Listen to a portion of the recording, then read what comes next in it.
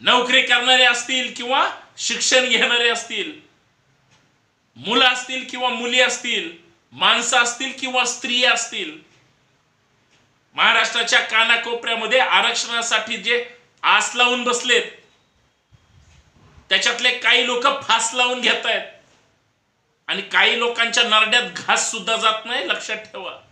दुसरा आठवडा सुरू झाला हिवाळी अधिवेशनाचा.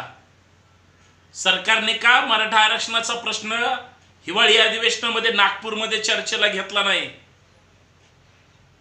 मराठे महाराष्ट्राच्या कानाकोपऱ्यात मोर्चे काढून, उपोषण करून, सभा घेऊन अत्यंत ताकदीने लढा देत आहेत. मराठ्यांचा आवाज नागपूर मार्गे मुंबईपर्यंत जात नाही का? महाराष्ट्रामध्ये धनगर आरक्षणाचा प्रश्न सुद्धा गंभीर आहे. दुसरा आठवडा अधिवेशनाचा आजचा मंगळवार सुद्धा संपला का? आज सुद्धा धनगर आरक्षणावर नागपूरच्या अधिवेशनामध्ये चर्चा झालेली नाही.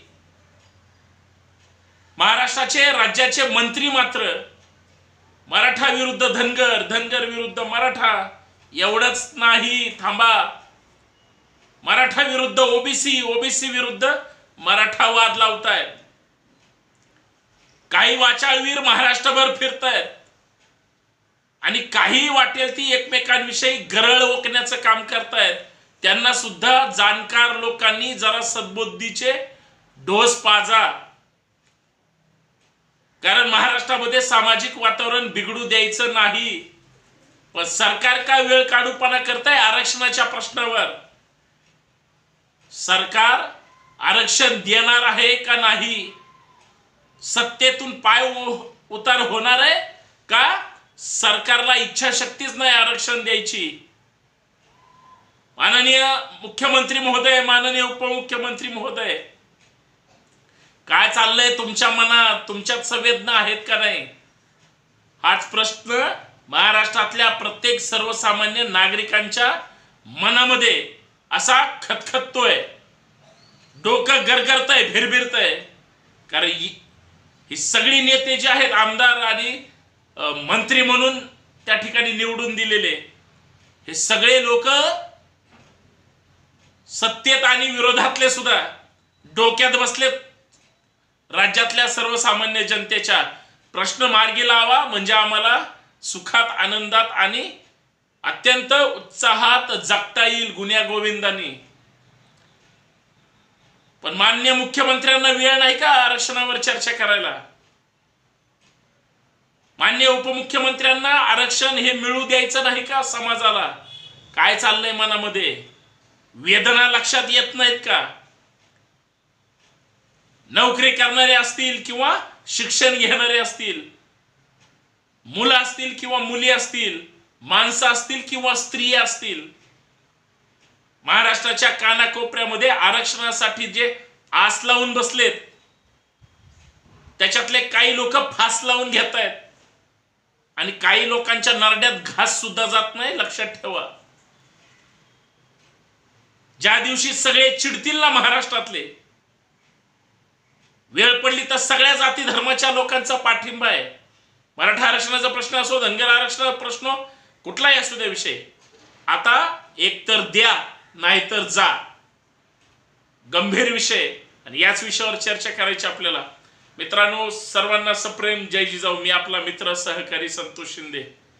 या सामाजिक विचारपीठावर संतोष शिंदे ऑफिशियल या आपल्या समाज माध्यमांवर सर्वांचं मनपूर्वक हार्दिक स्वागत. विनंती एवढीच आहे, व्हिडिओ शेवटपर्यंत पहा, जास्तीत जास्त शेअर करा, जास्तीत जास्त सबस्क्राईब करा आणि इथलं बेल आयकॉन दाबायला अजिबात विसरू नका, कारण आपल्याला कनेक्ट राहायचंय. नागपूरमध्ये महाराष्ट्राचं हिवाळी अधिवेशन सुरू आहे. सरकार घाबरलंय, सरकार बिथरलंय. आमदारांना तर गावबंदी केले, पुढाऱ्यांची गावबंदी झाली, मंत्र्यांना तर फिरकू द्यायला तयार नाहीत. हे जे घाबरणारी जनता आहे ना, गँग, ही मग दुसऱ्या नेत्यांच्या एकमेकांवर काय, कुणी चप्पल फेकतंय, कुणी म्हणजे लाज काढतंय, कुणी अवकात काढतंय, कुणी म्हातारपण काढतंय, कुणी या सगळ्या गोष्टीचा तमाशा बघतंय. आणि काही सरकारमधले मंत्री सुपाऱ्या घेऊन घेऊन स्वतःचे गुन्हे माग ईडीकडून वापस घेण्यासाठी महाराष्ट्रात मराठा विरुद्ध ओबीसी आणि ओबीसी विरुद्ध मराठावाद लावण्याची सुपारी घेऊन सभा झोडतायत. हे सगळे लोक खोटारडे आहेत, लक्षात ठेवा. गावगाड्यातला सगळा मराठा बहुजन समाज हा एकच आहे आणि एकत्रच राहतो. बहुजन हिताय बहुजन सुखाय हे उगाच नाहीत म्हणत.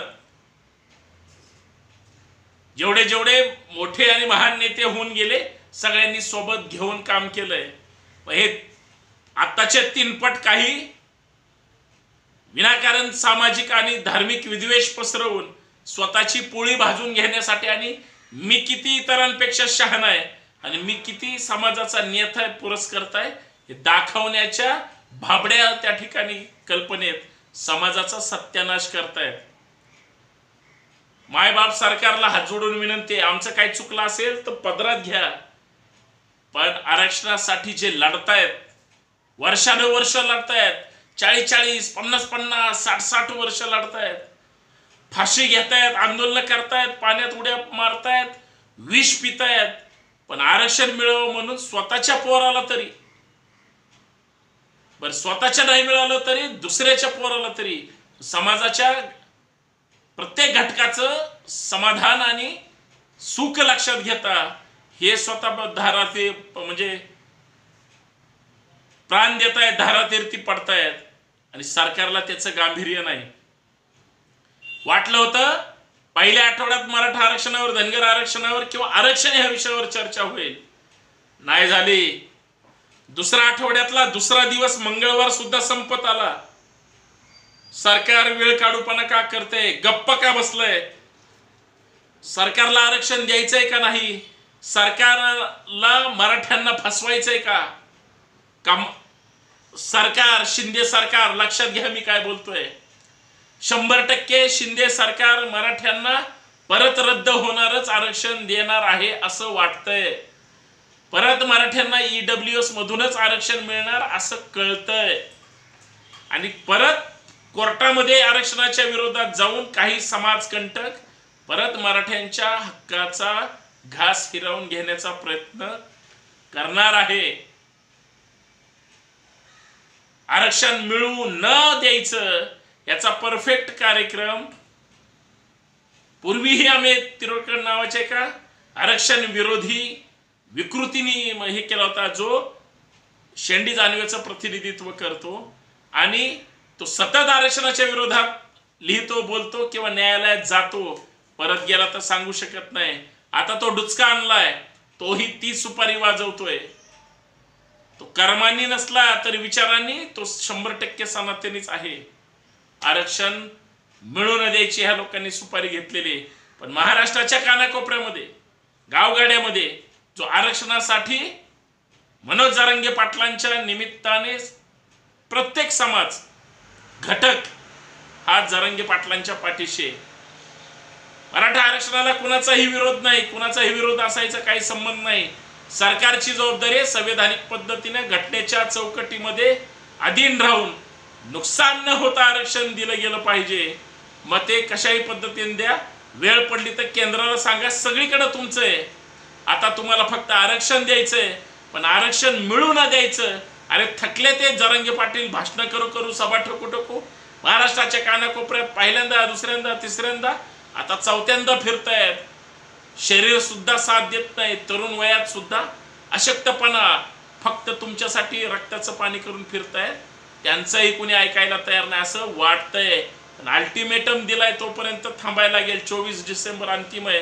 पण आरक्षणावर चर्चा का होत नाही नागपूरमध्ये? का रेशीम बागेतून आदेश आला आरक्षण प्रश्न सोडवायचा नाही? काय का गप्प आहेत मुख्यमंत्री महोदयांपासून सगळे राज्याचे प्रमुख कारभारी जे आरक्षणाबद्दल काहीच बोलत नाहीत? आरक्षण द्यायचं आहे की नाही? लोकांनी काय समजायचं? लोक तुमच्या गप्प बसण्याचा अर्थ काय काढतायत याचा महाराष्ट्राचे नेते कधी विचार करणार आहेत की नाही? आरक्षण जर नाही मिळालं, कुणी गप्प बसेल किंवा काय भूमिका घेईल माहित नाही, पण आरक्षणासाठी संभाजी ब्रिगेड मात्र रस्त्यावर परत उतरून परत ह्या सरकारला त्यांची जागा दाखवल्याशिवाय 100% राहणार नाही. आणि वाचाळवीरांनी कितीही सामाजिक विद्वेष पसरवला तरी तुम्ही आम्ही आपण सगळे मिळून जाती जातीमध्ये आणि धर्मामध्ये सामाजिक सलोखा ठेवण्याचं आणि सामाजिक प्रबोधन करण्याचं काम करत राहू. धन्यवाद. जय जिजाऊ, जय भीम, जय शिवराय, जय महाराष्ट्र.